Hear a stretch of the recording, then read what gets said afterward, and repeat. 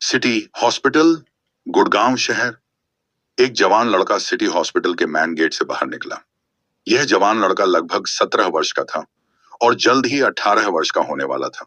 वह दिखने में लंबा और दुबला पतला सा था और उसका चेहरा कोमल था। हालांकि लंबे उलझे बाल, झुर्रियों वाली सफेद बटन डाउन शर्ट और फीकी जीन्स से वह पुराने जमाने का और यहाँ तक कि गरीब भी दिखाई दे रहा था। उसके जूते बुरी तरह से खराब हो गए थे। उनमें से एक की एड़ी टूटी हुई थी। हॉस्पिटल के मेन गेट पर खड़े होकर उसने एक गहरी सांस ली। थोड़ी घबराहट भी महसूस की। फिर उसने अपना सिर उठाया और चमकती धूप को देखकर उसको एक सुकून सा मिला। वह पहली बार शहर की इस हॉस्पिटल में आधा महीने पहले आया था। उसको यह आधा महीना अपनी आधी जिंदगी काटने के बराबर लगा था। इस लड़के का नाम विजय था, जो नूह जिले के नगीना गांव में रहता था।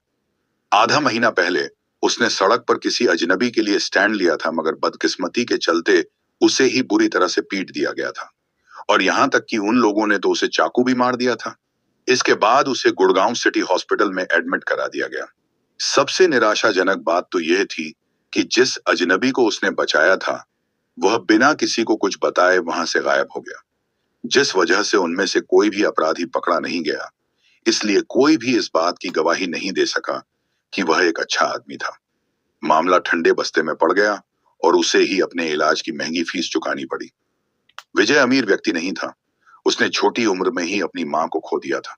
उसके पिता ने 7 साल पहले एक बीमारी से दम तोड़ दिया था और उसके पास कोई विरासत भी नहीं थी। पिछले साल जब उसने स्कूल छोड़ा, वह गांव के आसपास छोटे मोटे काम कर रहा था। उसके पास लगभग 10,000 रुपए की बचत थी, जो उसके इलाज पर खर्च हो गई। विजय के लिए यह बहुत निराशाजनक बात थी। हालांकि इस बुरी घटना में विजय के लिए एक खुशी की बात रही। जब वह अपनी गंभीर चोटों के कारण हॉस्पिटल के बिस्तर पर बेहोश पड़ा था, तो उसने अपने पहने हुए जेड पेंडेंट से कुछ गर्माहट सी महसूस की, जिस वजह से उसके दिमाग में ज्ञान का खजाना भर गया। विजय ने इस जेड पेंडेंट को एक दिन सड़क से उठाया था और फिर उसी दिन से ही उसने इसको अपने गले में पहन रखा था। जब विजय ने उस जानकारी को अपने दिमाग में अच्छे से पढ़ा, तो उसने महसूस किया उसके दिमाग में जो उसे जानकारी मिली है, वो कुछ प्राचीन जड़ी बूटियों और उनसे बनने वाली औषधियों के बारे में है। इसके अलावा प्राचीन समय के योद्धाओं की तरह शक्तियां बढ़ाने के तरीके भी थे। इस दुनिया के कई लोगों की तरह विजय भी देवी देवताओं या फिर भूत प्रेत जैसी अलौकिक चीजों पर विश्वास नहीं रखता था। जब उसे जेड पेंडेंट द्वारा रहस्यमय तरीके से उन विधि और शक्तियां बढ़ाने के बारे में पता लगा, तो विजय को भी इन सब चीजों पर विश्वास होने लगा था। इस नए ज्ञान और शक्तियों की मदद से विजय को जीने का एक और मौका मिला और दुनिया को देखने का उसका नजरिया भी बदल गया था। उसे अब अपने ऊपर पूरा विश्वास था। शक्तियों और विधि के ज्ञान से उसके जीवन में सुधार हो सकता था। तेज धूप का सामना करते हुए उसे अपने अंदर कुछ अलग सी ही फीलिंग्स महसूस हो रही थी, जैसे जल्द ही यह कोई शक्तिशाली अमीर इंसान बनने वाला हो। हालांकि अगले ही पल में उसके सारे अमीर बनने के सपने टूट गए, जब उसके पेट में भूख की वजह से चूहे कूदने लगे। वह अपने पेट को सहलाने लगा। अगर मैंने कुछ खाया नहीं तो मैं भूख से मर जाऊंगा। पहले चलकर कुछ खाना खा लेता हूं, विजय ने कहा। जब उसने पैसे देखने के लिए अपनी जेब चेक करी, तो उसे केवल एक 100 रुपए का नोट और 3 एक-1 रुपए के सिक्के मिले। क्या मेरे पास बस इतने ही रुपए बचे हैं? उसने मायूसी भरे स्वर में कहा। विजय के डेबिट कार्ड में भी केवल कुछ हजार 2,000 रुपए बचे थे और यह रुपए इस महंगाई के जमाने में ज्यादा दिन नहीं चल सकते थे। अगर उसने पैसे कमाने के लिए कुछ नहीं किया, तो वह जल्द ही भूख से तड़प तड़प कर मर जाएगा। विजय फिर अपने हाथ में पकड़े उस 100 के नोट को एक बार देखता है कि मजबूरी में अपना सिर हिलाते हुए पास ही की एक दुकान पर जाता है। भाई साहब, एक बिस्किट का पैकेट देना, विजय ने उस दुकान के मालिक से कहा। दुकान का मालिक एक और अधेड़ उम्र का व्यक्ति था। उसने विजय की ओर देखा, फिर एक बिस्किट का पैकेट निकाल उसे देते हुए कहा, 20 रुपए। विजय दंग रह गया। क्या कहा आपने, 20 रुपए? उसने दुकानदार से पूछा। हाँ, कीमत बढ़ चुकी है, दुकान के मालिक ने भड़कते हुए कहा। विजय ने फिर दुकान मालिक से ज्यादा बहस ना करते हुए उसे 20 रुपए दे दिए। उसने फिर उस बिस्किट की ओर देखा जो 20 रुपए की थी और फिर एक आह भरी। फिर से महंगाई में कैसे जिंदा रहूंगा? कुछ पैसा कमाना होगा और अपनी जिंदगी को सुधारना पड़ेगा। हॉस्पिटल में एडमिट होने से पहले यह एक डिलीवरी बॉय था। उसने फिर सोचा, क्या हॉस्पिटल में आधा महीना रुकने पर मेरी नौकरी बची होगी या फिर नहीं? बिस्किट खाने के बाद उसने अपनी जेब से फोन निकाला और आनंद अंकल को फोन किया। हाँ छोटू, तुम ठीक तो हो ना? और तुम हॉस्पिटल से कब निकले? फोन के दूसरे छोर से एक तेज आवाज सुनाई दी।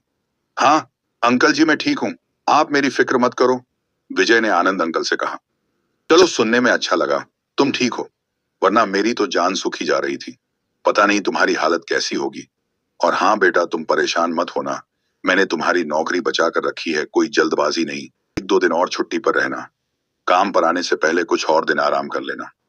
आनंद अंकल की बातें सुन विजय ने एक तसल्ली भरी सांस ली और उनको अपने दिल से शुक्रिया कहा। आनंद अंकल एक भले और ईमानदार आदमी थे। उन्होंने हमेशा ही विजय का अच्छे से ख्याल रखा था। मैं ठीक हूँ, मैं ठीक हूँ, मैं कल काम पर आ जाऊंगा, विजय ने तुरंत कहा। बेटा एक बार अच्छे से सोच लेना, जैसा तुम्हारा मन करे वैसा करना, तुम्हें ज्यादा परेशान होने की कोई जरूरत नहीं। चलो ठीक है बेटा, फिर कल मिलते हैं। इतना कहने के बाद आनंद अंकल फोन काट देते हैं। विजय फिर बस में चढ़ गया। ऊबड़ खाबड़ सड़कों से होते हुए वह नगीना गांव पहुंचता है। नूह जिला दोनों तरफ पहाड़ों से घिरा हुआ था। नगीना गांव नूह जिले के पूर्वी किनारे पर था और एक पहाड़ के बगल में था। यह बस से उतरा और 10 मिनट पैदल चलने के बाद घर पहुंचा। विजय, तुम वापस आ गए हो? एक पड़ोसी ने विजय से पूछा। विजय ने उस पड़ोसी से हाथ मिलाया और शुक्रिया बोलते हुए अपने घर की ओर निकल गया। इस गांव के सभी घर वहां रहने वाले परिवारों द्वारा बनाए गए थे, मगर विजय का घर पुराना सा और टूटा फूटा हुआ था।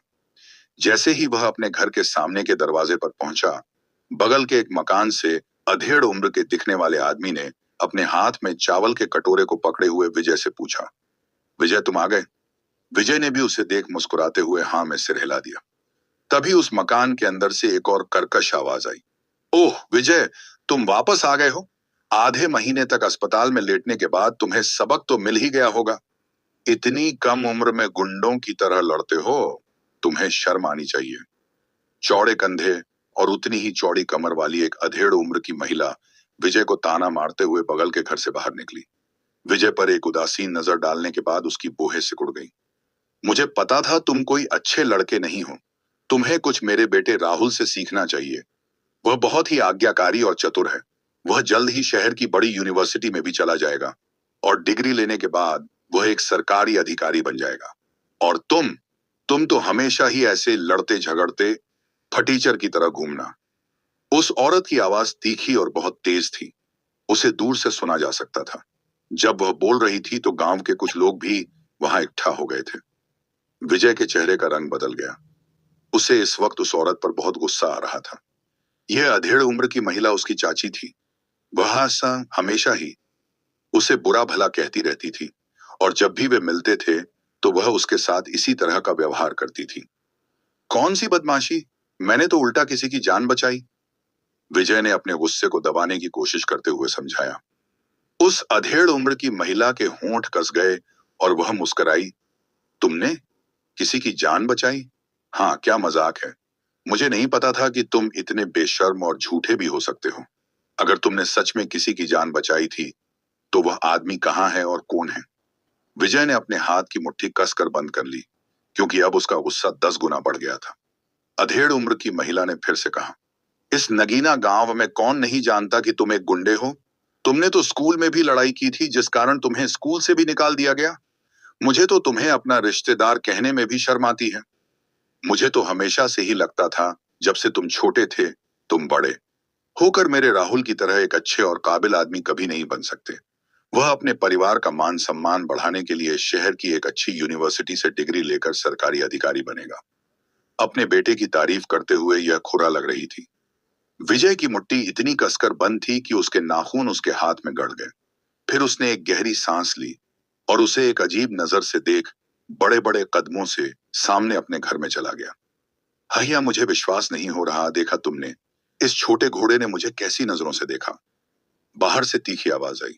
घर के अंदर पहुंच विजय ने रसोई में जाकर कुछ साधारण सा खाना बनाया और खाना खाकर ऊपर छत पर चला गया।